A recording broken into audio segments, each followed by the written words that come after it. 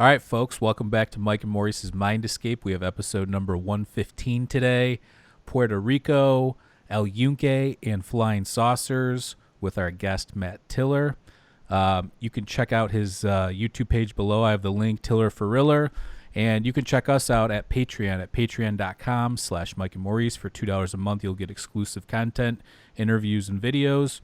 Also, you can check us out at mikeandmauricemindescape.com. And we're on all social media platforms. And if you're listening on an audio platform like Apple or Spotify, please subscribe to our channel, and we appreciate that. Thank you. And Matt, what's going on, bro? How are you? Hey, man, I'm doing great. How have you guys been? Good. Good. Can't complain. I mean, obviously, Awesome. all the stuff that's going on out there. Everybody stay safe, wash your hands. If you don't need to go places, don't. And, yeah. Yeah, totally. Hide your kids, hide your wife, because they're infecting everybody out there with coronavirus, man. Yeah. Oh, my gosh. It's nuts. It really is. I saw some news pop in on, I believe it was January the 21st, about the coronavirus coming to the first case of the coronavirus was reported in the United States. I believe it was Oregon. Mm-hmm. And I wanted to know, like, what is that, and I went to YouTube, which is my source of knowledge, Right. and I didn't find anything. So I made my own video, and it was very brief. It was 90 seconds or a little over a minute long, and I just tried to keep it basic. And I also, try not to focus on the fear aspect. So I ended, in my opinion, on a positive note with the only encouragement that existed at that time, which was simply wash your hands, And I, slowly, almost 2 months later, I've watched it grow and grow and grow into this a pandemic that I really hoped it would not turn into be. So Right. it's really unfortunate, man. It's unfortunate. Do I think that this is some sort of like zombie killer virus that's gonna like end us all? I don't think so. No. Yeah, I don't think that either. In fact, when it first hit, I was like, oh, maybe it's like can be like SARS, where if you're going to Asia or maybe over to Europe, it might be kind of a thing. And then slowly it started to progress more and more and more and more. And even though it might not be as detrimental towards people in their midlife or early 20s or anything like that, you could then, if you're one of those people, spread it to like your grandparents or somebody that you're around that's older that might have a compromised immune system, or they're a smoker or have diabetes or something. So I would just say right now, until they figure out what's going on and how to possibly slow it down, I would just say try not to go to any unneeded places. And and I don't know did you watch the Joe Rogan interview with the epidemiologist, the guy that he's like one of the top epidemiologists in the world, and he's worked on all these secret programs and knows all about the stuff. And he was saying that all these people that think it's some sort of a conspiracy or it leaked or whatever, he's saying that you couldn't even dream this thing up. Nobody could make this thing. This is nature. This is nature for whatever reason creating this thing to do what it's doing. So I mean, I don't know if that's believe what you want, but if that guy's saying it, that guy studied some of the most terrible diseases that we have, I would say that. Well, it's here. That's the bottom line. And so look at if it came from bats or if it came from the government, it doesn't really. At this point, it doesn't really make that much of a difference. I mean, look at how we treat the earth. There's some of those areas are overpopulated. You look at the way that animals are treated in some cases. It's just a recipe for disaster. We're the only species that I've seen that treats the earth the way we do. It's almost like we act like nature in general is bad. We complain about the heat. We complain about the cold. We take trees and tear them down so that we can cut them up and build a house. It's like we're always trying to make the planet fit us.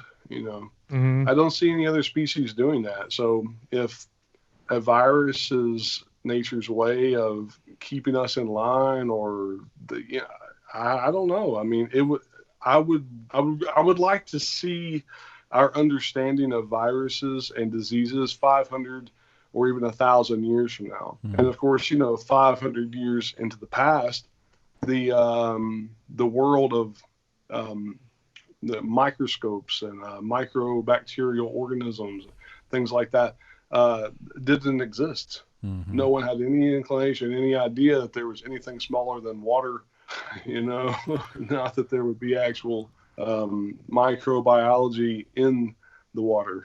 Didn't that one astrobiologist guy come out and say, too, that possibly something like this could potentially be rained on us from the cosmos from some other source? And if you believe in Yes, panspermia and just things getting around out there, I don't see why that couldn't be the case. that's true. In fact, Neil deGrasse Tyson has even talked about the water bear, the tardigrades, Right. the water Yeah. bear. Probably came from another planet or another solar system, another galaxy, perhaps. No, he doesn't believe in aliens. He didn't say it. And what a nice segue into alien talk. Yeah. But by the way, I got a book coming out. oh my gosh, yeah. Oh man, yeah. To reel it at home, I went to the SCU conference, which is the Scientific Coalition for Ufology, of what it was known as before. Hold on a second. Someone's car alarm is going off. It's not mine. So I was wondering which location that was coming from. It sounds like a dog whistle on our end. Doesn't really At sound... Maisie's house, you'll hear some Journey music pumping, or Boston. Sometimes, yes. oh my gosh. Anyways, Not mine, by the way. Oh, Although Oh, man. Boston's okay. yeah, Boston, man. Boston's pretty awesome, man. Closed my eyes and just slipped away. Yeah. Yeah. Anyways, yeah, I was talking about. Oh yeah, I was at the SU conference last year. So back then there were the Scientific Coalition for Ufology, and now we are the Scientific Coalition for UAP Studies. And there at the conference, after Philippe, I have trouble pronouncing his last name, but he's from the European Space Agency. He spoke, and afterwards, I wanted to go try some of my French out. Parce que je parle un peu de français. I speak a little bit of French. I probably just Beautiful. massacred that for anyone who actually speaks French. I mean, Kevin's And, hard right now. I mean, or Maurice, Yeah, I should like say. it. Ooh, ooh. So there was this it was a guy in front of me. He's a little shorter than me. I'm like 6'1" or 6'6'1". He's a little shorter than me. So I'm not trying to say like a little guy, but there was a shorter guy in front of me You were who lording was over talking a him. mile a minute. And he seemed there was such a sense of urgency about what he was saying. It was Yeah. almost like he couldn't get the words out fast enough, and it was urgent. But he also spoke with a Spanish accent, and so from Philippe, who had a French accent, and the Spanish name is Hector Jusino, who has a Spanish accent. I was thinking maybe Philippe doesn't understand, so I would offer to translate. So I spoke to Hector in Spanish and just said, si usted quiere, yo puedo traducir para ayudarle. Like if you'd like, I can translate to help you out. And he's like, no, and he speaks back in English, and I speak to him in Spanish. He speaks to me in English. And but we started speaking and talking, and but we didn't really exchange a lot of information. But I did say to him, I want to catch up with you after the conference. Let's exchange contact information and talk, because I feel like you have something very important to say, and I'm not real sure what it is, but let's talk.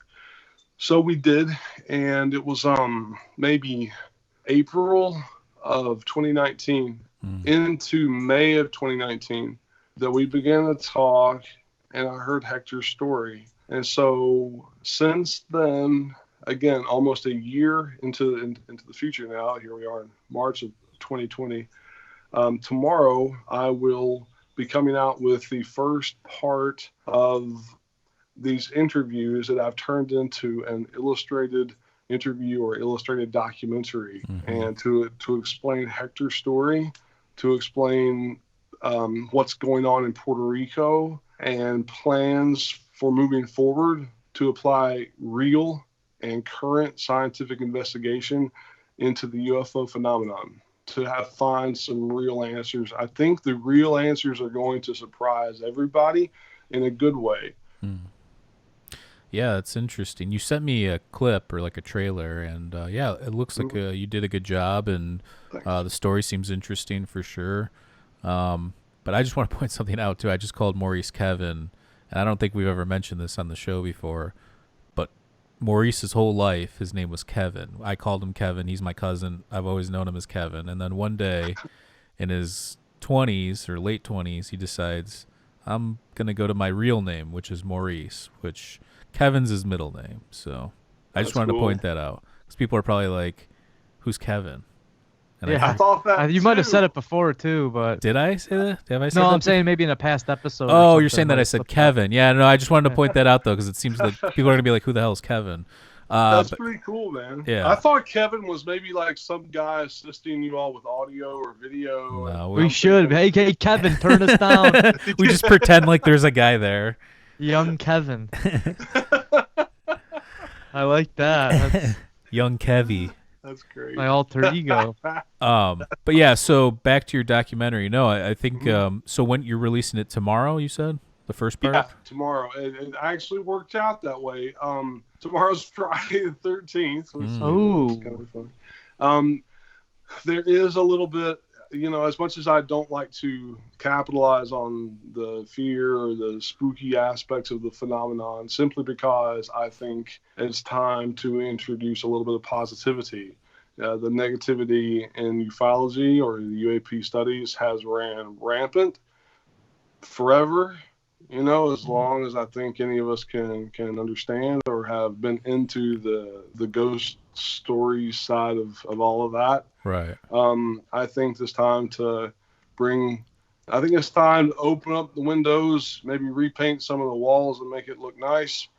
Just because, if something is too positive to the point that someone's going to say, like, okay, for example, Alice Cooper said rock and roll doesn't have a bad guy. Everybody was like, look at like the Beatles were wearing like suits and ties and stuff, right. and they were playing the guitars, but they had long rebellious hair. Oh, ha, ha, And then you look at them later and their appearance is transformed very much and stuff. But anyways, Alice Cooper realized rock and roll doesn't have a bad guy, and that's when he started putting on the black eyeliner and things. He was like a genius with the advertising, because he would put a billboard saying your parents don't want you to listen to this. I think it was in England, and that would just drive the kids definitely right to you. So that's the move, I think. That's great. And a revolution of positivity in a platform that's already spooky on both sides. Everyone sees the UFO phenomenon as spooky. I understand that. I see it as spooky too sometimes. But even for those people who like it, it's spooky. It's on like the spooky side of like your entertainment mind, and no one sees a fire in the sky and laughs, right? Right. No. Yeah. So, and I'm not saying that we need to make fun of anything serious at all. No. But I do believe that there is room to focus on some of the positive aspects of the stories of the past, stories that are happening now. And if we can't do that, if we can't look at the past positively, if we can't look at the present positively, well, for God's sake, man, can we look at the future positively? Mm-hmm.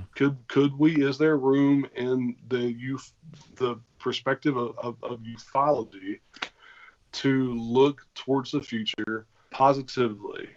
I think so, but what do I know? So, anyways, the documentary does open, and I've got, it's things I typically don't like to use, but it's like your spooky effects, your sound effects, like the Christopher Nolan was Inception with a sound. Wow. Yeah.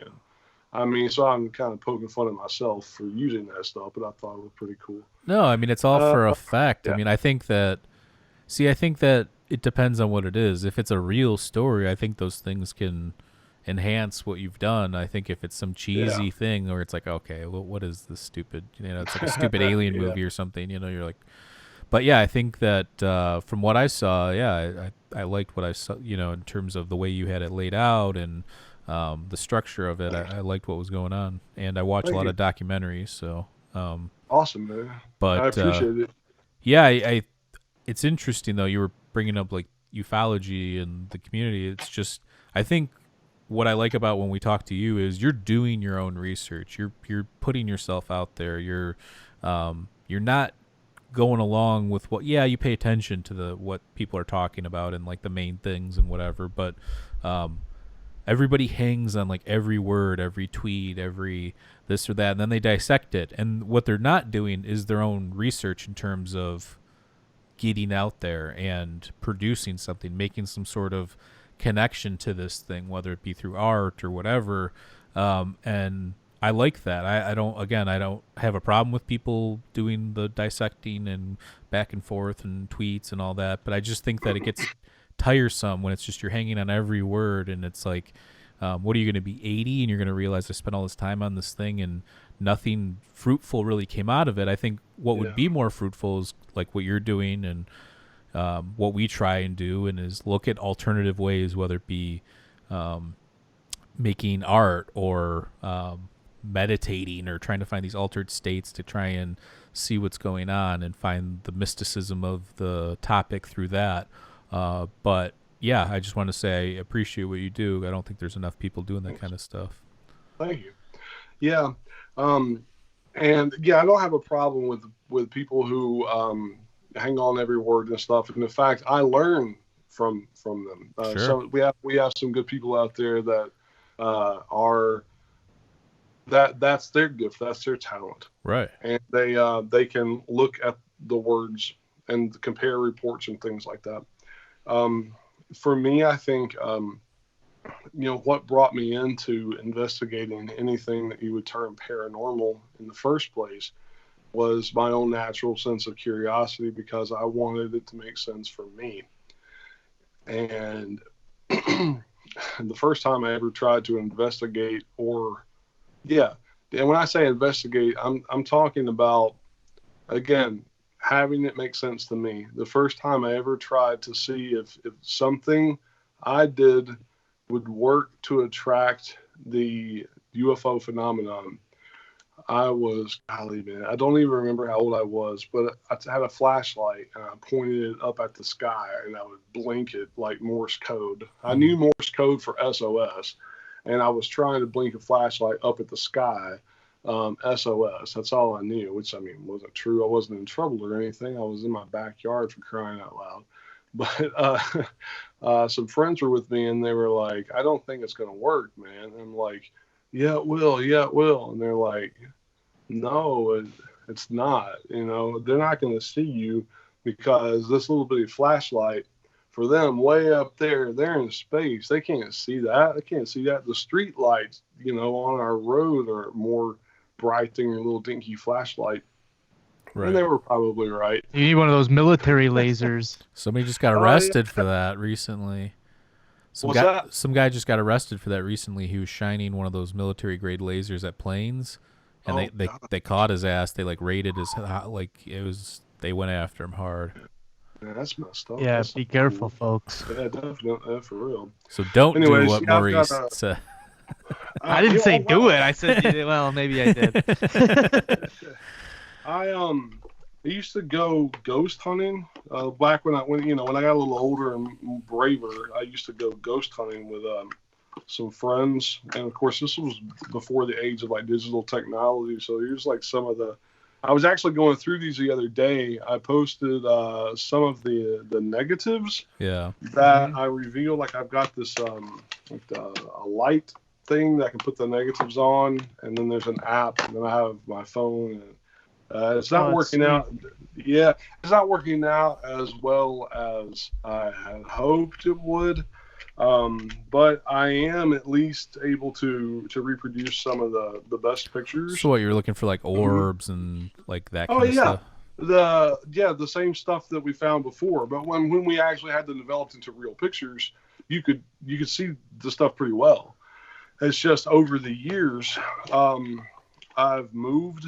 Right. I had a basement flooded one time many years ago. It's just, heat, because there was I lived in a house that had no air conditioning. One of the boxes got lost. I don't know what happened to it.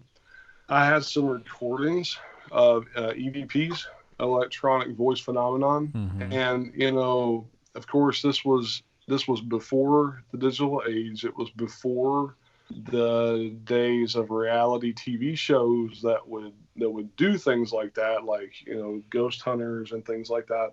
Right. But yeah, I was a teenager at the time, but I used to jump the fence of a cemetery at 2:00 in the morning. I mean, you have to learn how to push that fear aside. Sure. If you're in it for the scientific part, if you want real evidence, and you have to learn how to own those feelings and dominate them. And there was a little peer pressure involved for dominating those types of little ghost in the graveyard. Yeah. And there were there were times where I know at least two guys on two different occasions, two different areas of the state, two different circumstances, two different times, that they were attacked by, if we're going to call it a spirit or an entity. If some people will refer to them as like an ET, like an extraterrestrial entity or extra dimensional entity. I mean, you call it a demon, or whatever you want to call this.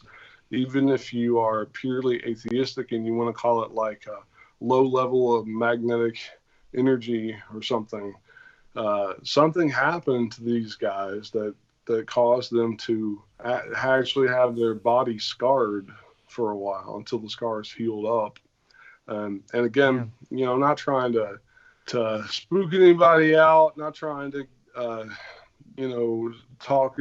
not trying to discuss religious beliefs and things like that. But so there's no way that these guys like scratched themselves or did something to themselves.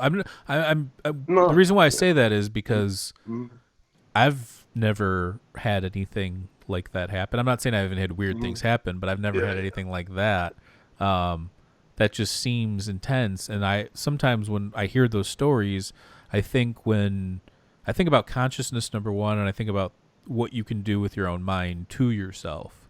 There's a lot of people too that have mental issues, underlying issues that maybe, I'm not saying that that's the case. I'm just pointing that out because I think that there are cases where maybe that's schizophrenic, maybe they've got other stuff going on. Maybe they're looking for attention. I don't know. But the reason why I ask is, I have to ask just when you're doing this kind of stuff, because there are a lot of charlatans. There are a lot of people make stuff up. I'm not saying you're making stuff up. I'm saying whoever these people are, that's what I was curious about. So were they like upstanding researchers, or were they just people you knew, or?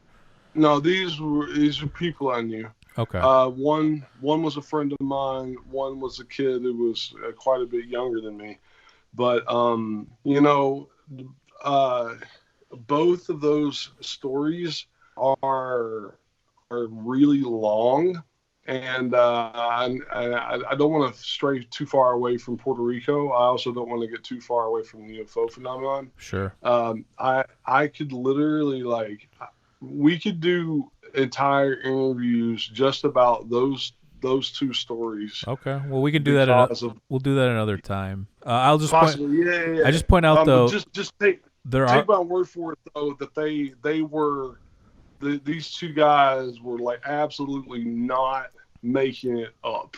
sure. And if it was a product of their own mind state, say for example, they were so afraid of that happening that it physically manifested in their body or something. Right. If that's the case, there are so many other details and other things that happen that are unexplained around that time. It's like it would have to encompass so many other aspects. It just seems highly unlikely. Sure. I gotcha. I mean, I've had, well, I should have mentioned this during, I don't know why I didn't tell this story when we did an episode recently where we told our own weird things that have happened to us.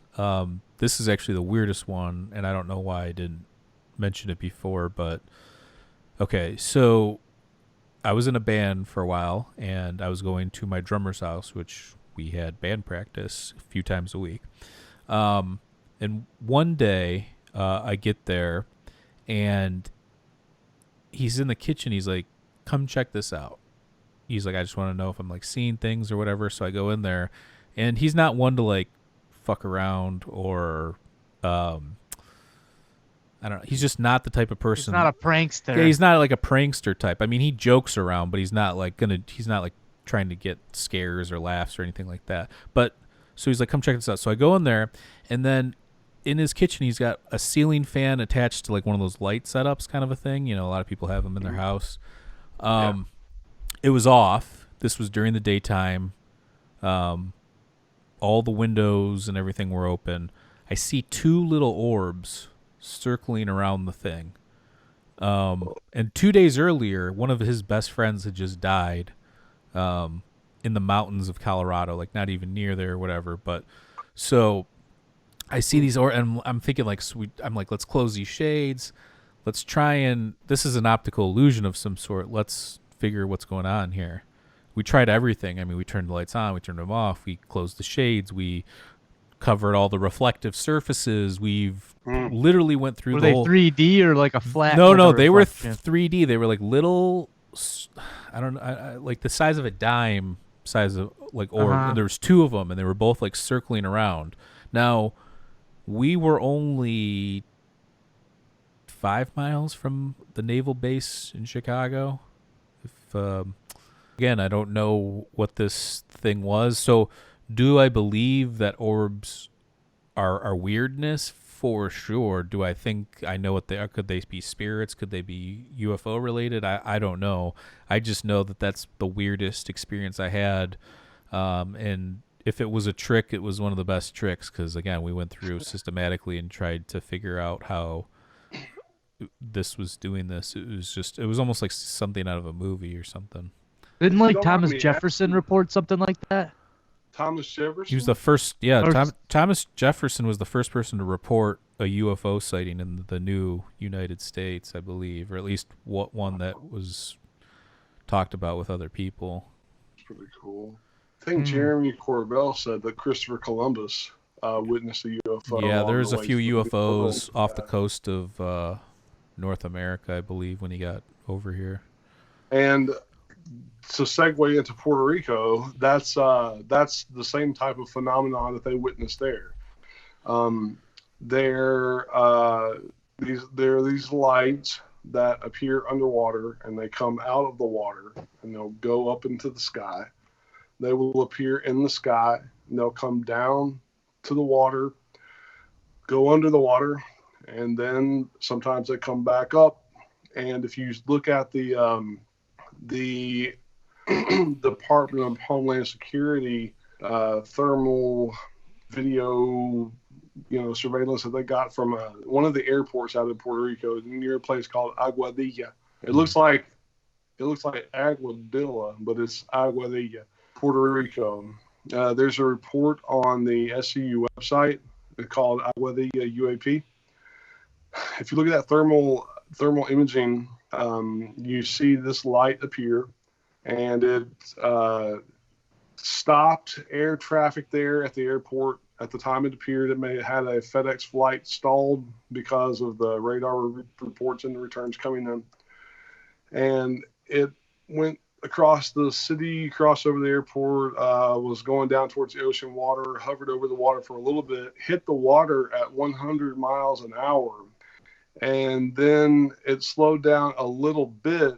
And when it hit, it had little to no splash. Then when it came back up, all of a sudden, almost like mitosis, it splits in two. And then you have two. If one was a copy, or if one was what's called gravitational lensing, which is like an effect you see in astrophysics where the light, where the light bends around. Yeah. Mm-hmm. If if this thing was a UFO, as the way we're beginning to understand them scientifically, and if this UFO or UAP uses gravity or electromagnetism somehow to fly or operate, or like Bob Lazar said with the gravity wave emitters and gravity wave amplifiers, if that was causing such a distortion in relative space-time or local space-time or whatever you want to call it, man, is that what caused the light to bend or to refract or whatever? I don't know. But that's the type of phenomenon they're seeing down there. It's like what I come to learn through researching Hector's story and researching other phenomenon in Puerto Rico in general is it's almost like a microcosm of the United States, or things that are happening here. So what are some phenomena that we have here? We've got the U.S. National Park Service and that school of thought and those stories with like Missing 411, for example. Great stories, great research by Dave. I can never pronounce his name correctly. Dave Paulides. Oh yeah. You know what I'm talking about? Yep. Yeah. Really great guy. Very dedicated, thorough, and consistent. Yeah, I think there's a documentary on Netflix, Missing 411, if I'm not mistaken. Yeah. Oh yeah, lots of it. So we've got the National Park Service and Missing 411 in the United States. In Puerto Rico, they have Yunque, which is the only rainforest owned by the U.S. National Park Service. And coincidentally, strange phenomenon are happening there as well. There are reports of people who have gone missing there. There are reports of like some type of cavern or a hole or a space opening up in the middle of the mountain, and then like a UFO flying out of it, and then a UFO flying back in. There are reports. What's the history of El Yunque? Like, is there, before the U.S. involvement, is there like sacred, like is there mentions of it in terms of like more of the cultural aspects of Puerto Rico and no U.S. involvement, or did all this begin when obviously it's a territory or part of our country in terms of territory? So what do you think there?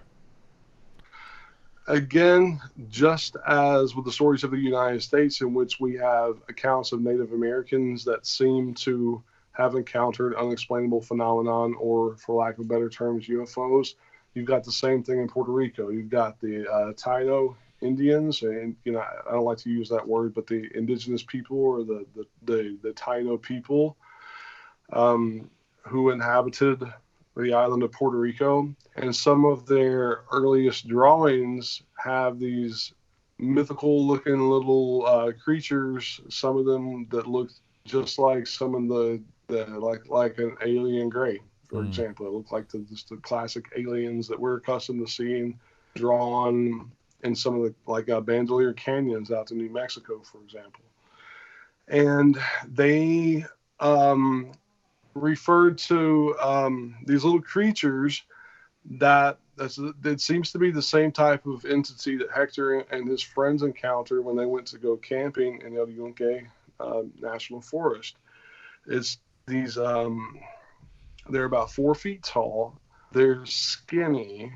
They do not appear to be anatomically correct. They do not have big eyes. They don't have a particularly larger head out of proportion than their body, but they're muscular. They're skinny, but they're ripped. Like they got like a six pack. They got like a cut chest, but they're skinny. Their arms hang down to their knees. They have a pointy tail and they have pointy ears, almost like bat ears, and that their eyes look like animal eyes, but that they stand upright like a human would, and that their Sounds like hands and their feet. the Goblin, or is that Hopkinsville, or is that not Hopkins? Yes, And I like think Hellier and like all that kind of stuff. yes. I've not seen Hallier, but I've heard You people should talk watch. about it. Hellier's pretty good. Yeah, as people keep telling me I need to see it. I mean, I I'm do. not really into I'm not into like the ghost stuff per se. It's not that I don't believe in any of it or whatever. It's just that's just not my expertise. It's not something that I'm that fascinated with. But they kind of spin it into the whole UFO things, or possibly aliens, or some sort of subterranean thing going on. So it's definitely worth checking out if you have not already. I didn't think I went in thinking what's the hype about this, and then I watched it. It's well put together. The people seem genuine in what they're doing. So yeah, I mean, I definitely recommend people check it out. Cool. Yeah, I need to check it out too. Let's see, back to Hector. He's So describe these little creatures. That's where oh we're. yeah. Their hands are like almost like they have like fat nubby fingers with a nail, and then then they would have like a hoof, almost like a hoof, but like four nubbins or something, and that would be like their hand. And then their feet are much the same way. Their tail is almost like a kangaroo tail, but it is pointy. And at one point, Hector said that he actually got a really close up look at one of these things. So let me write it down for you real quick. And I say real quick, and then I speak for 15 minutes about the flavor of popcorn. Anyways, what is the so when he is there any chance it could be some sort of like mutated or deformed monkey, because they have monkeys in Puerto Rico? Possibly, but they've appeared in quantity, and there are other reports. Again, let me just I'll hit the highlights for you. Sure. So just as in many cases with the phenomenon that we have in the United States, Hector's 12. He's at a church camp outdoors. It's the Presbyterian church, even to this day in Puerto Rico, has this church camp, this outdoor church camp, and he's outdoor with other kids about his age, teenage folks, and they're praying, and all of a sudden, up in the distance, somebody yelled, "What's that?" And they noticed that there's this little blue light that looked like a star, and it was getting closer. It got bigger. It was getting bigger, and then it came to where it was just right in their presence, and it appeared to this like big orb. And there's some other details there you need to check out. But Hector, the takeaway from this experience was that he felt he had a mission from God, especially when the older folks came, like after the event was all over. That's when the adults are alerted to, something's happening, and they're on the scene to interpret what they didn't actually see. But yeah, I don't fault any adults for doing that at that time. And so then he always thought, I've got this mission from God, and he prayed about it a lot and stuff. So flash forward about 4 years, he and some friends are on like a 3-day weekend or so, when they didn't have school or something on a Friday, or whatever it might have been, but they were going to go camping near El Yunque National Forest. Part of the national park area there has beach too, and I've actually been to El Yunque. It's a beautiful place. So when I was there, not too terribly long ago, I looked out and I could see the Atlantic right from the vantage point that we're at. And so I got some pictures. I should post some of those. Anyways, so they're on the beach, and then they decide, hey, let's see if we can go up to the highest point of El Yunque, and let's camp somewhere around there. So they got in their SUVs, or like Jeeps, I guess. I'm kind of like an SUV today. And they're driving, they found a ranger station. They really couldn't find a place to stay. They had not brought any tents because this was a last minute decision. They had not planned to go camping. And they're just thinking, while we're here, instead of just sleeping out on the beach, let's go see what we can find. They found a ranger station, and they were going to park their cars close together, put a tarp over the cars, and sleep under this awning from the ranger station. Well, they were getting this set up, and he and a couple of other guys thought, we're going to go to where some pathways cross, and they're going to cook. There's like some grills and stuff. Well, one of them saw something move in the shadows, and then Hector asked for a flashlight, and they shined it, and they see this one of these creatures. So if it's one mutated monkey, I understand that. It might be the case. But this thing went, darted off super fast and broke branches. It left a path of broken branches everywhere it ran. What you got to understand about the rainforest, if anyone listening has never hiked through the rainforest, you can't just thick. Yeah, it's dense. You need a machete. Yeah, oh yeah. Or the man. Yeah. You need, what's his name? What's the guy's real name? You need him to clear it out for you. What's Machete's real name? I don't even know. But yeah, man, it's like it's crazy though. It really is. It's a totally different world. In the rainforest, you've got life upon life upon life upon life. You have a tree growing up from the ground, the green grass grow all around. Not really. You've got trees and roots and stuff and everything growing on the ground.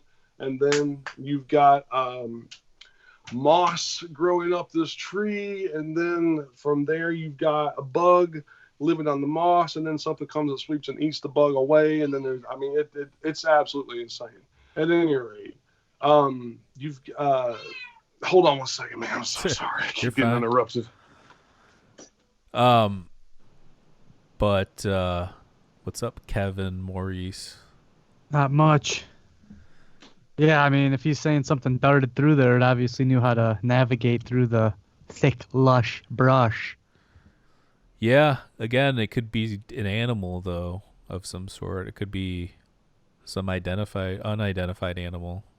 True. I agree. Because there is a ton of stuff in the rainforest that still hasn't even been found. Well, I mean, yet, look, so. There's people that still talk about the chupacabra. I think the chupacabra is probably some sort of coyote with mange or something like that. But here we go. There's more. Hector has been very guarded with his story. And when he first started coming out with it, this incident happened in 1973. This incident coincides with something in the history of ufology that's called the 1973 UFO flap. And have you guys heard about that? No. I had not. Jacques Vallée could probably tell you more about the UFO flap. In 1973, there was this sudden increase in UFO sightings that also came with strange creatures. So like that was the year in ufology where you've got creatures and weird looking animal folks and UFOs for some reason in 1973. So when this happened, and if you saw the illustrations I had in the beginning, if you were able to pause the video and get a good look at this creature here, or creatures, that is what people began to call the chupacabra. And the reason that we know the word or know the name chupacabra today is because of Hector's story and other people who were witnessing the same type of strange encounter in Puerto Rico at that time. It was actually a Puerto Rican comedian who was joking around about these creatures, calling them chupacabras, because just like, again, we've got stuff in the United States, everything that's happening here is also happening in Puerto Rico. We've got cattle mutilations. In 1973, they had goat mutilations. Same stuff. Yeah, I mean it's fascinating, and I always think too, like, what are we capable of, in terms of our government or different programs and stuff like that? Because do you watch on the History Channel that Project Blue Book show? I have. It's sometimes. I think it's pretty good, actually. I think that the point of the show is to keep you hanging on, obviously, but it's even the Skinwalker Ranch episode. If that's real, which according to the documents it says that they were emitting the gases, that makes sense. That's what was happening with the Oracle, or the Oracles of Greece, the Oracle of Delphi, all that. These women would inhale these fumes from the earth and have these psychedelic experiences and see things. I'm not saying that explains all the weird stuff that's happened, but if you're telling me that the gas, that's what they were, our programs were intentionally doing to people to induce these things, then it makes you wonder what really is going on there. If it's some sort of training ground, or are they experiments, or trying to figure out what's going on, or there's a lot of connections to be made sorry, with what you just said. I tend to get excited and wordy, like when I'm talking about stuff, and I apologize if I've not been clear. So the reason that we know what a chupacabra is, or the reason that we even have that name chupacabra, is because of it came from Puerto Rico. I always thought it came from Mexico. And a lot of people I know also have thought it comes from Mexico. It actually it originated in Puerto Rico. And if you watch it's, I don't remember which one it was, but when I did the interview with Dave Falch, the FLIR camera technician, he works with FLIR cameras. I was joking around with him and said, like, is it a balloon? Is it a bird or whatever? And I said, well, then I guess it's chupacabra. And he said, oh, well, no, that would be Puerto Rico. And at that time, I'd been talking with Hector and got my own facts in order and found out that the chupacabra actually originates from Puerto Rico. And that's why on the recording you hear me say, you're right. You are exactly right. It is Puerto Rico. Good job, And that's, goes back to all of this phenomenon. It was a Puerto Rican comedian that used the word chupacabra to make fun of this phenomenon, because chupacabra means goat sucker. Yeah. And he was saying, why are we going to have, if we're going to have aliens to come visit our planet, why are they going to come and suck our goats? That sounds disgusting. And that's not what I mean. That's what I do every Saturday. Oh, gosh. I walked into that one. That's not what I meant at all. But that's what that means in Spanish. Chupar, to suck, and cabra, goat. So chupacabra is a goat sucker. Anyways, that's not what these animals were. So Hector's been very guarded with his story. He came out with his story to some Canadian filmmakers, and they put his story in with other stories about similar phenomenon and what actually sounds like chupacabras that were sucking the blood of animals until they were like completely dry. All the blood was gone, or just their ears were removed, or the same stories we've heard before. Just the ventricle from the aorta or whatever was removed, and then that's it. There's like the surgical scars, no bleeding, all that kind of stuff. And then they put the word chupacabra in. They made it sound like that's what Hector had said. He never said that. So they mischaracterized his story. And then this documentary hit the Travel Channel. And to be honest, he felt that he had been misrepresented and his story had been mischaracterized. He felt like maybe there was a little bit of betrayed trust from these guys, these filmmakers. And so he stopped. He stopped going public with his story. He stopped sharing it. He was a member of MUFON for a while. Was a field investigator. He joined the United States Army. He's an Iraq veteran. I mean, Hector's really got a phenomenal repertoire of experiences. Life experiences and experiences with the phenomenon. But moving on, they see this thing run away. It leaves these broken branches. So then they're teenagers. They got kind of spooked and they were laughing and stuff. And one of his friends said, well, it must be their wildcats. And there's nothing that big on the island of Puerto Rico that can run that fast. And there are no wildcats on the island like a tiger or cougar or something. But they just were like, okay, whatever, wildcats it is. And they went about their evening. Later, they tried to go to sleep and under the awning of the ranger station. And for whatever reason, bats just swarmed in, man, from everywhere. And were just invaded their territory, and they were forced to leave. So they're driving down the mountain. And these roads are narrow, and they're only going about 15 or 20 miles an hour. And then they turn a curve, and the headlights are pointed right to 3 of these creatures that are standing on the side of the road. And then so they're like, oh, crap. They're like, what's going on?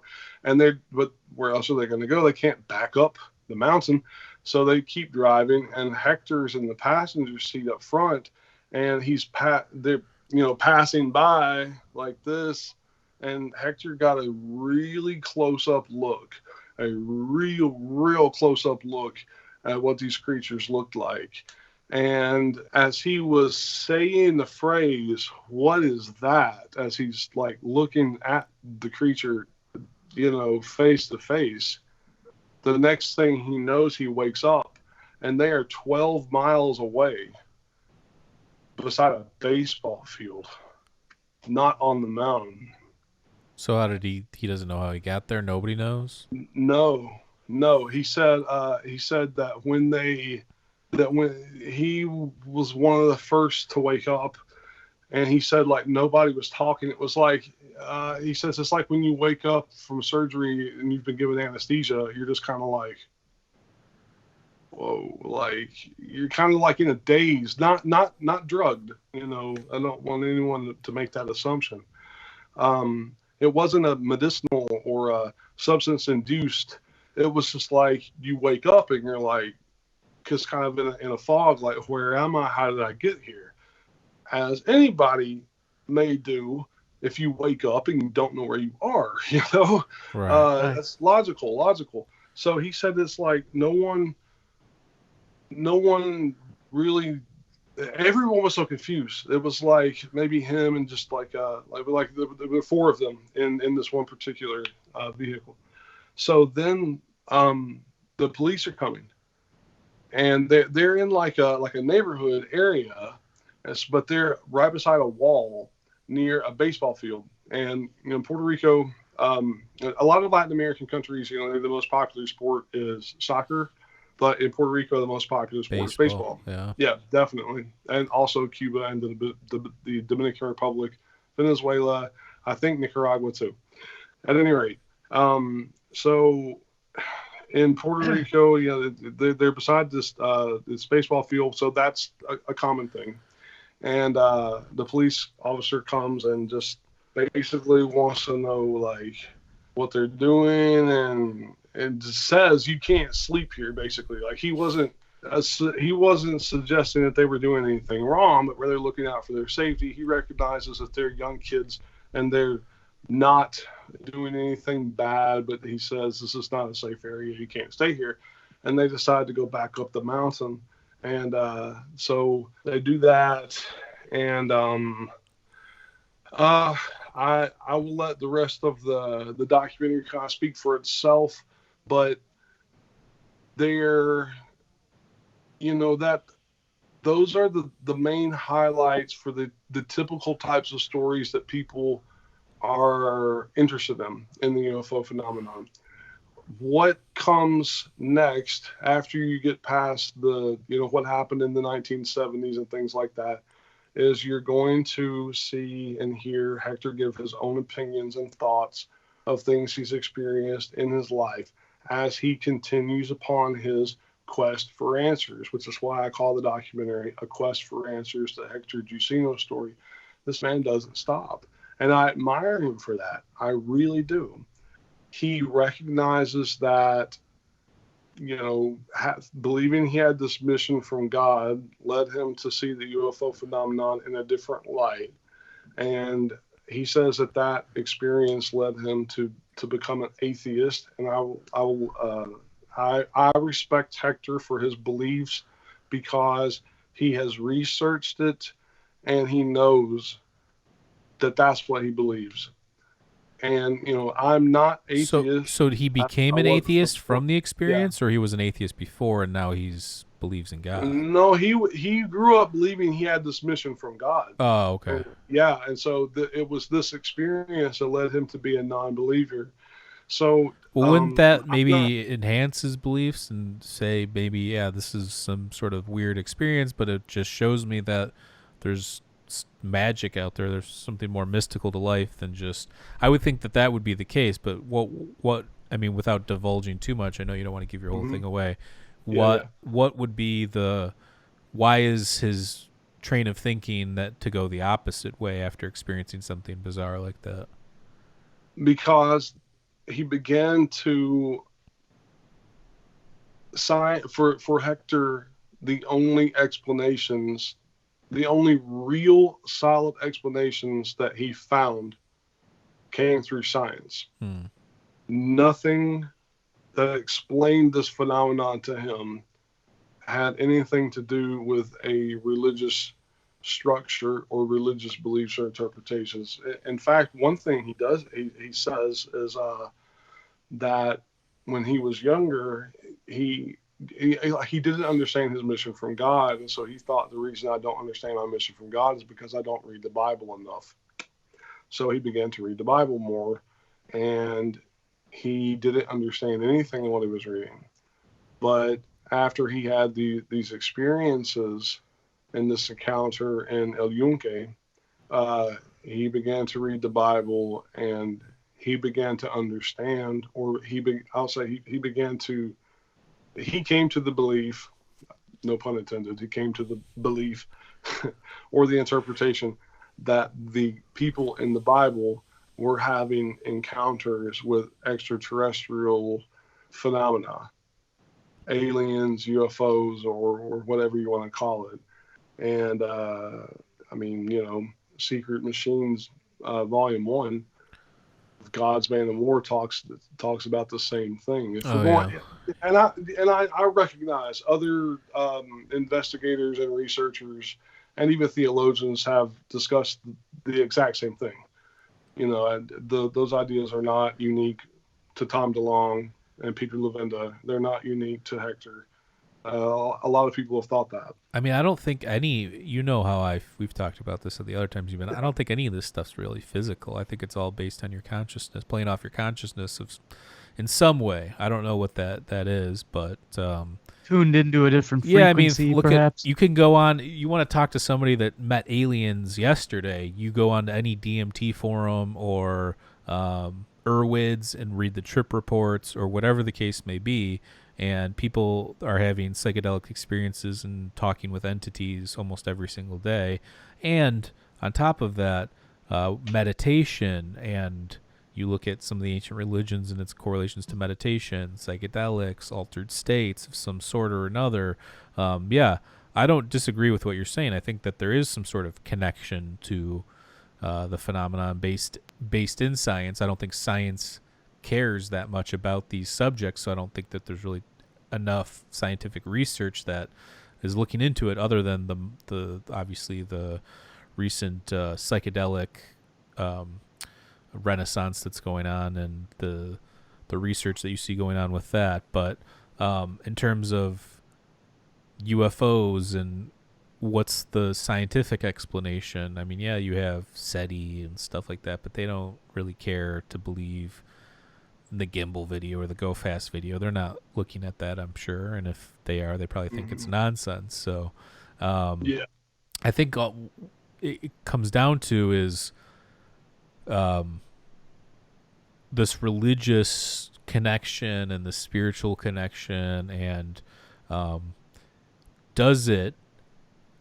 is it our mind manifesting some sort of like, are we creating this connection in terms of the way we think about it, and maybe it's completely different, and that's just based on our perceptions or the dogmas that we've learned growing up, or whatever the case may be, kind of like a Jacques Vallée Passport to Magnolia, that this thing's putting on different masks and interacting with us in different ways based on what we want it to be. So if you're a super religious person, maybe you have a crazy experience with Jesus or God or whatever. If you're into UFOs, maybe you encounter a gray or some sort of alien being. If you're into, whatever it is, ghosts, maybe you see a ghost. But that's the way I think about it. And I'm not dismissing the fact that there could be physical aliens, or obviously the universe is infinitely vast. There could be billions of civilizations out there for all we know. I'm simply saying that when I talk to people, we've interviewed enough people, we've talked with a lot of people so far, and doing my own research, watching videos. It's for me, I'm taking people at their word, but the things that they describe, it doesn't seem like I'm sitting here right now, we're having a conversation, and an alien just walks up. I've yet to believe somebody that claims that, based on the way they're talking about it, the evidence that to support it, that kind of stuff. Has that ever happened? I don't think so. But again, I think when you look at lucid dreaming and that in altered states of consciousness, and people being in different wavelengths, I think that's when that stuff happens, in my opinion. I can't.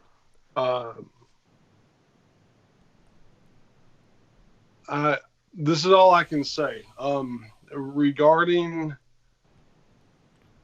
any type of picture or photograph or video of what we might call an extraterrestrial intelligent being. I can't tell you 100%, but I suspect that in the Skinwalker documentary that's about to come out on the History Channel, that you're going to see something like that. See something like what? Something, okay, like for example, physical evidence, or yeah. Okay. Interesting. I mean, I know Stephen Greer, part of the CE5 stuff, Stephen Greer's got supposedly a picture of what he would call an extraterrestrial or some sort of being that one of his people around him captured or something like that. And then just watch. I'm just going to tell you, everybody, watch the Skinwalker documentary. I don't have anything to do with it. I don't have anything to do. I have nothing. I'm not. He's got no skin in the game, if you will. Yes, I have no skin in the game. I have no Walker in the game either. No Walker or Ranch. I mean, I watched the Jeremy Corbell Skinwalker documentary, and I mean, it wasn't bad. Like, it was well put together. It just wasn't really that was good. It was good. It just wasn't. I didn't see anything that compelling. Like, I didn't think it was as good as the Lazar documentary. Because whether you believe Lazar or not, that documentary is pretty darn compelling in terms of. Oh yeah. Maybe do without the Mickey Rourke. What the hell are they doing up there in the background throughout the whole thing? But other than that, I thought it was. Yeah. I thought Mickey was all right. No, I like Mickey Rourke. I just thought it was like a funny it's like almost like a funny element. You know, I wasn't taking it seriously. It was a little too deep for Michael. What the hell are they doing up there? That's yeah, this is a series. I heard from someone. Then I mean, I can't put this down to actual numbers, but I heard that the History Channel received around 200 pitches for series last year, and they accepted 2. And the Skinwalker docuseries that's about to start is one of them, one of the 2 they picked. And so I'm just going to highly suggest that everybody watch it and check it out, because I am, in my personal opinion, I believe we're going. I highly believe we're going to see something very compelling. Some new type of evidence that if you're going to see on camera, whether it's a video or a picture or something, you're going to see something that's not been seen in a UFO genre documentary or series before. That's reality based, not Blue Book or something that's sci-fi, Right. But something that's like purely reality based. So yeah, watch it. But I'm just again, I want to bring it watch back. I want to bring this back to the point though, like, do you believe that these things are physical, or do you believe that there's both physical, non-physical, or I mean, where do you stand? I mean, I'm not going to hold you to it, but like currently, based on all your research and all the stuff that you've done, do you think it's more likely than not that it's more physical or non-physical, or do you think that they exist together? I'm gonna say it like this. I can look around the room I'm in right now, and I can tell you everything I see, right? And I can say that what I see here is physical. But then, not too long ago, I got this neat little contraption. It's a FLIR camera for a smartphone, right? Yeah. And so with this little FLIR camera for a smartphone, I can see things that are physical that I can literally wave my hand through or by, or I can breathe it in, or I can look right at it and I can't even see it's there, right? And so I believe that in the phenomenon, we're dealing with things that are physical and that we cannot see.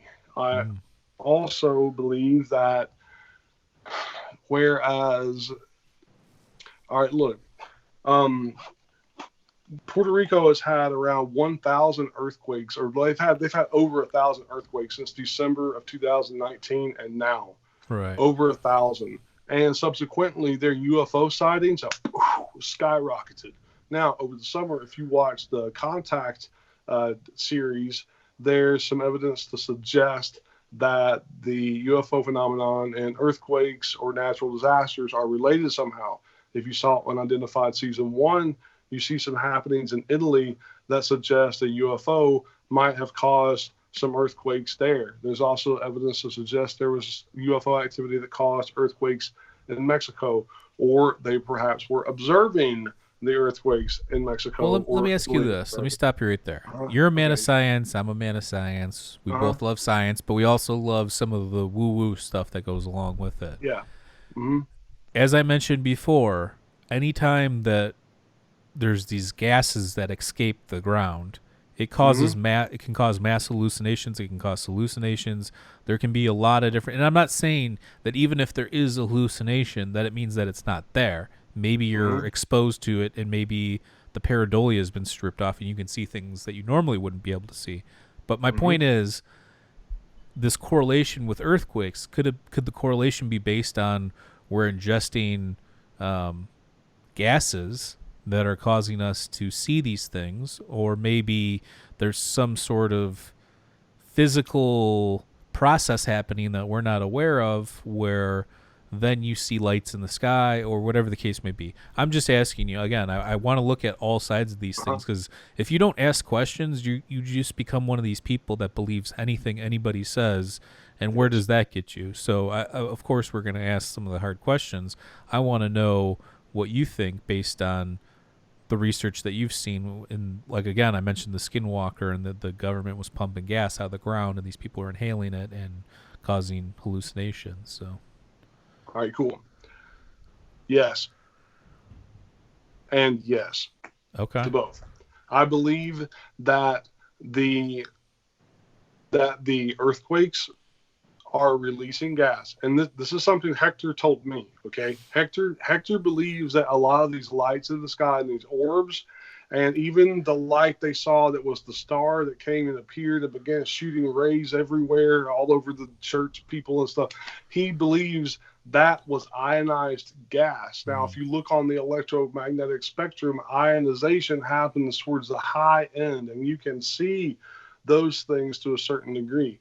If this is ionized gas, it can appear like sometimes. Look, there's one time before I did the interview with Steve Justice from To the Stars Academy. They had a schedule conflict and had to cancel, and I didn't hear from them for a while. And I knew they were busy, but in the back of my mind, I'm thinking, okay, who is the least professional? Me. Well, they've changed their mind.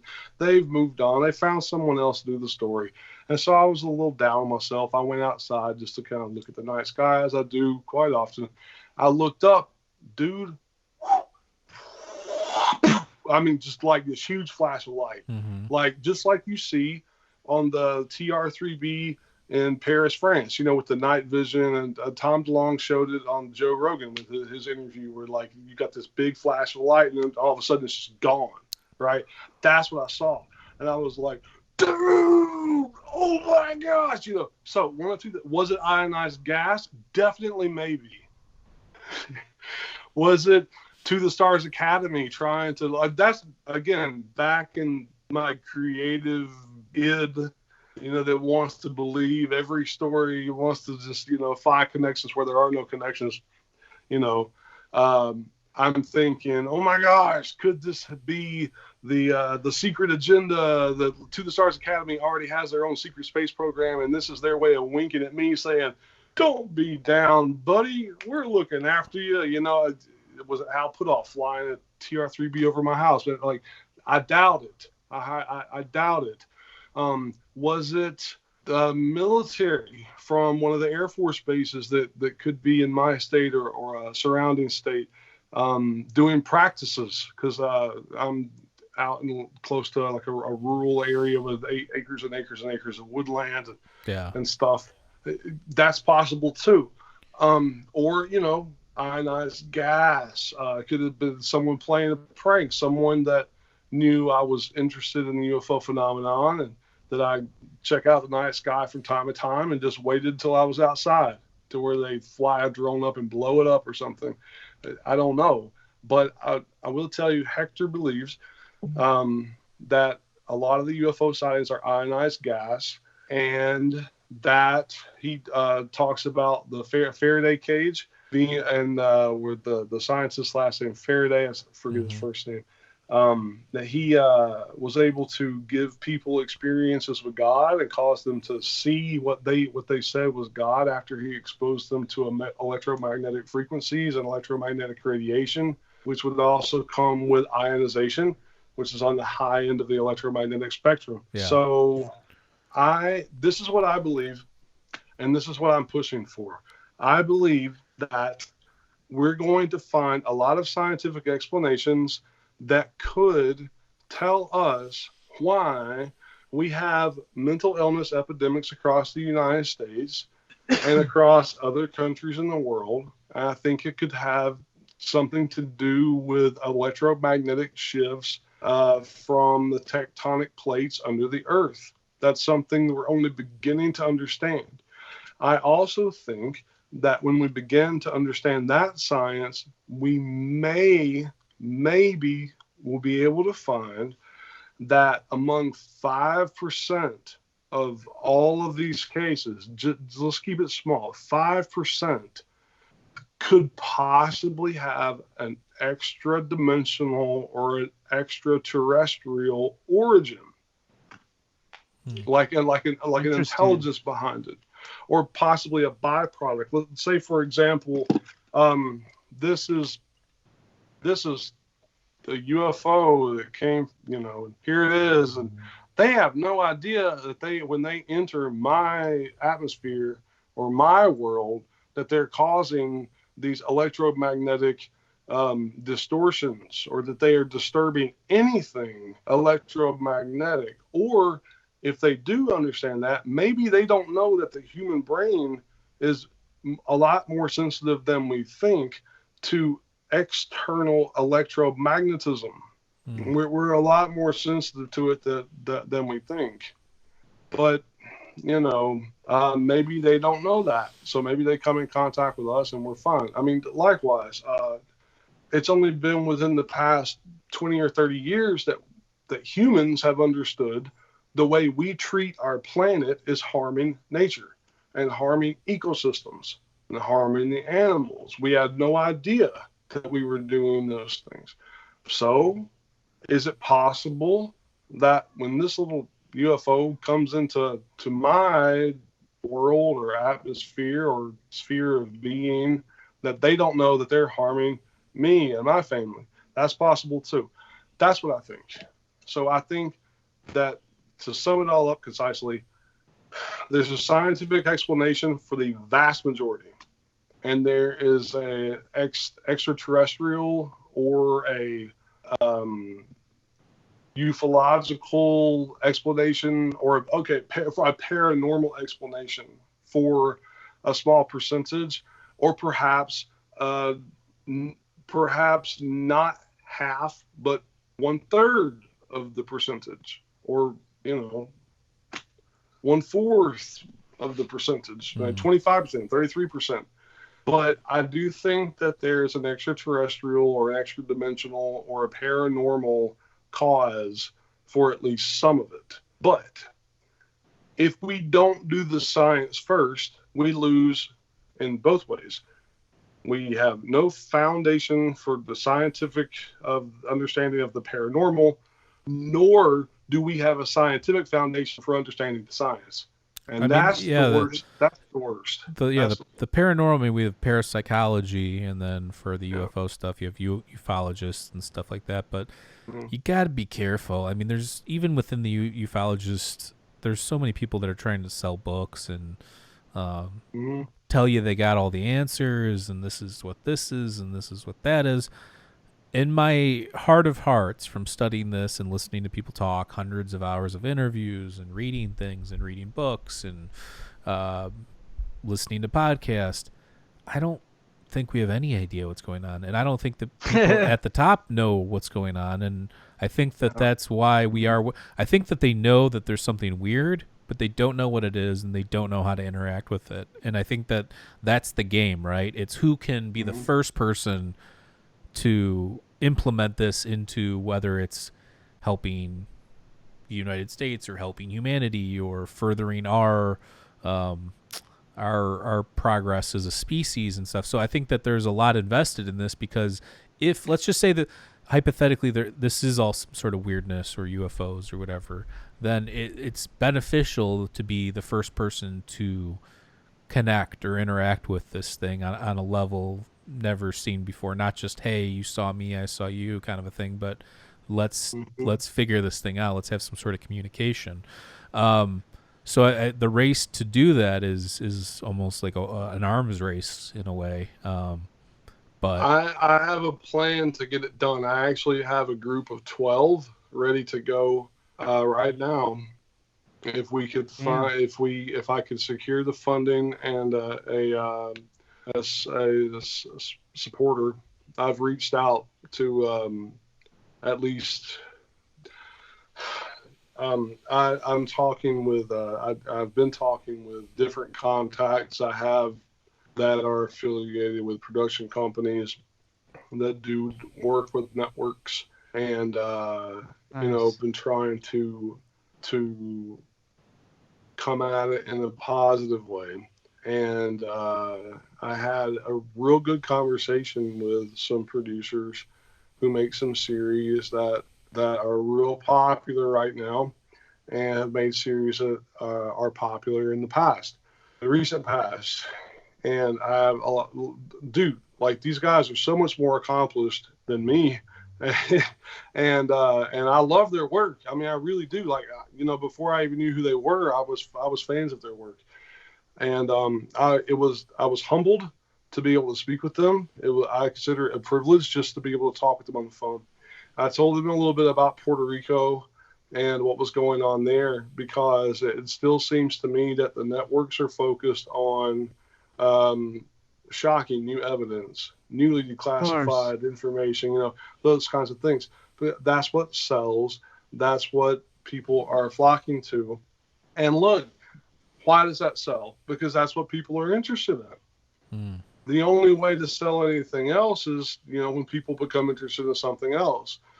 But until people become interested in something else, then those things aren't going to sell. At any rate, I kind of I had a little trouble getting my point across for my main idea of this series that focuses on the positive aspect of researching the UFO phenomenon, which has a lot to do with friendship, camaraderie, evidence, yes, contacting, an intelligent entities or what. That would be absolutely amazing to do that. But the story I ended with, and with this particular conversation, I'll tell you guys the same story, because I had trouble getting my point across, and I said, one afternoon I was tired and I fell asleep in my reclining chair, and when I woke up, my daughter had colored in the lines of my tattoos. Like, I've got a Misfits tattoo here, right? And so I had been outside working in the yard, and I'm like, tired. I wake up and she had colored in the lines of this crimson ghost, like pink and purple, orange, green, Yeah.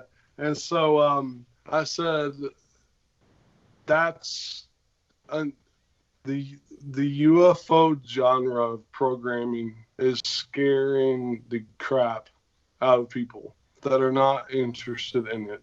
And until you let society color in the lines to their own liking, until you allow society to make it their own the way that they understand it, which are things I've tried to promote in a lot of my videos that sometimes people think are dorky, but whatever, I don't care. Fuck you, everybody.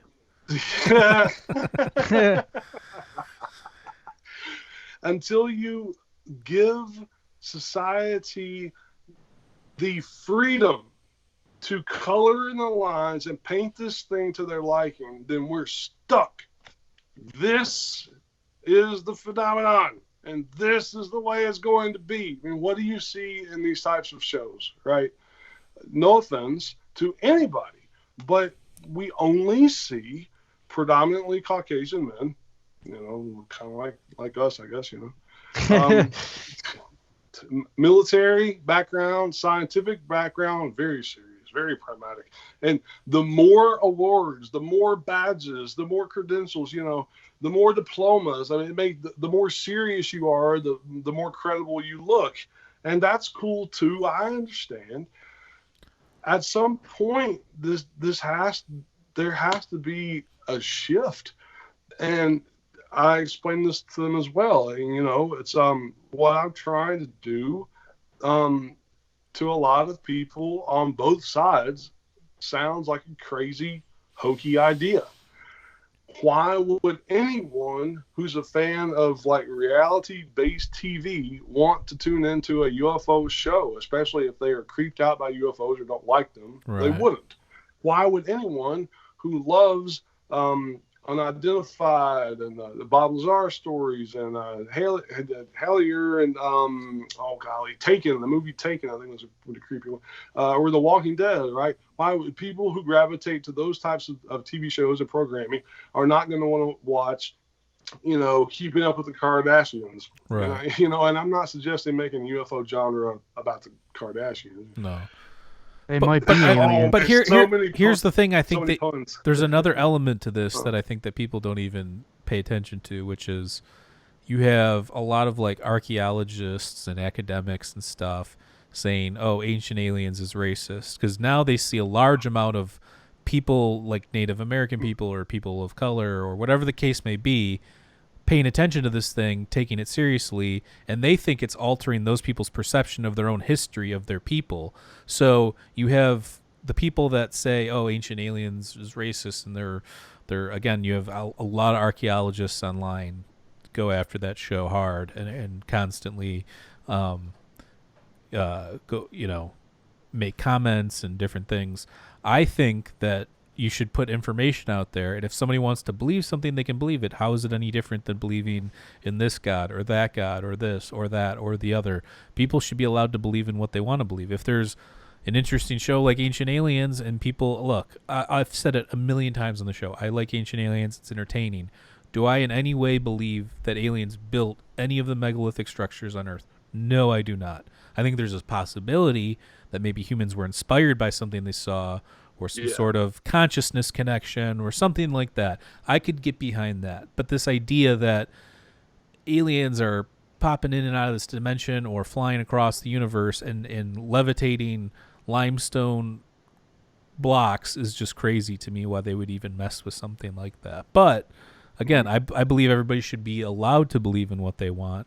And but again, there's a bigger battle going on, which is they're trying to censor even people thinking about these kinds of topics, whether it be the ancient astronaut theory or even, you see it on Twitter and stuff, even modern academics that somewhat study these things don't take it seriously in terms of the gimbal video and the go fast and all these. They're looking to debunk it. They're not looking at it from like an objective scientific standpoint. What could this be? What is it? It's more, what can we do to debunk this, or what can we do to take the air out of this whole thing? So again, I just wanted to point that out because you were talking about like popularity and stuff, and I do think that there is a growing popularity with like some of these topics. But again, you mentioned it's whatever people are comfortable with, whether it's the ancient alien thing or the more modern scientific version of it, or whatever the case may be. But I do think that there is this like battle brewing under the waters, if you will. Yeah, totally. And there, it's, in my opinion, it's going to take a type of grassroots movement to get people thinking along those lines. It's almost like, I remember one time I was at some kind of dance, and the guys were on one side, the girls were on the other side, and nobody wanted to be the first person to walk over and ask a girl to dance. And I cannot dance to save my life. So, but I got tired of everyone just standing around, so I went up and asked the girl to dance, and she said no, but whatever. But then it suddenly became okay for everyone to dance, and so then you have this migration on both sides of guys and girls that were coming together. And again, I was at like a party, and no one wanted to be the first one to eat. So I'm not ashamed. So I got in line. Yeah. As soon as I got in line, then it's okay for everyone to get in line. It's going to take someone to say it first for it to be okay. And possibly, if there could be someone listening to this interview right now that, since I'm speaking about this, they're going to start speaking about it too. They might actually have more connections than me, and they're going to get a series like this actually started. I will say, though, I do have a copyright claim for this idea. I have a pitch and a reel, log line, all that kind of stuff you need for a series is packaged. I have cast bios. I've got an entire episode schedule for a series. I'm ready to go, man. I just wish I had more time to make calls and make those connections, because I have to do it in my free time, which is not very often. So there you go. Well, time is that only commodity we can't gain. So we feel you on that. We are doing a like a mini pilot episode soon. I can't exactly say how soon because there are a lot of people's schedules that have to line up. It's not going to have a lot of the bells and whistles that I've planned, but it's simply to show people what something like this would look like. Sure. Right. Absolutely. Yeah. Mm-hmm. Well, let's wrap it up here. Anything else you want to add, or? Check out the documentary.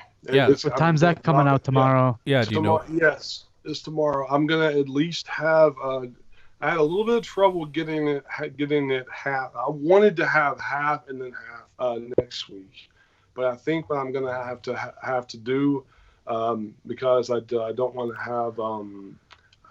It's important that it's concise and complete, and that it's unified.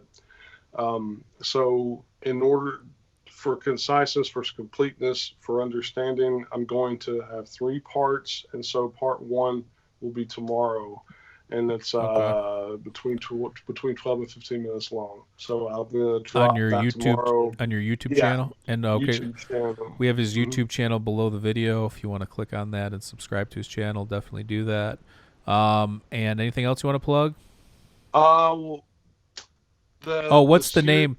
What's the name of the documentary? Just so people know. A quest for answers. The Hector Jusino story. Jusino is Jusino. Hector Jusino. Okay. A quest for answers. The Hector Jusino story. Do you guys have a chat open right now? Yeah, somebody was that's what somebody was asking. Awesome, man. Ask anybody what time they want part 1 of the documentary to drop tomorrow, and relative to a time zone, and I'll do it. I'll let somebody out there pick, because I can do it either way, anytime. I would just say, have you used that Premiere feature on YouTube yet? That's what I'm going to do. Okay. So if anybody wants to chime in with a time, I'll do it. I say do it between 2 and 3. They say, because by the time people get off work and stuff, it's ready to roll. Pacific Locked and loaded. Eastern? I would do it your time zone. I would probably do it at 3 o'clock. 3 o'clock p.m. Eastern Standard Time. Sure. Yep. All right. I'll upload it and then have it queued to premiere tomorrow at 3 p.m. Eastern. All right. Very good, sir. So check out Matt's YouTube channel. Like I said, we have the link down below. Subscribe. Check out his website. We have the link there as well. Also, you can check us out at patreon.com/Mike and Maurice. For $2 a month, you'll get exclusive content, interviews, and video. And check out our website at mikeandmauricemindscape.com. We are on all social media platforms. Again, if you're listening to us on audio platform, please subscribe. And that's it. Thanks again for coming on, Matt. And we'll have you on again in the future. And Cool. Definitely looking forward to watching your documentary. Last thing, I got to give props and thanks to Para Terrestre. This is Paraterrestre. They're a YouTube channel. We're collaborating and exchanging information about Puerto Rico and where to go from there. I have plans to go to Puerto Rico this summer and do some documenting with Hector and Paraterrestre and some other contacts I have down there. And I hope to have that stuff out in this fall. Hopefully this fall, everything will be together. So awesome. Sounds good. All right, buddy. You have a good one. Take care. You too. See you guys. Thanks. Always a pleasure. Peace. Take care. Cheers.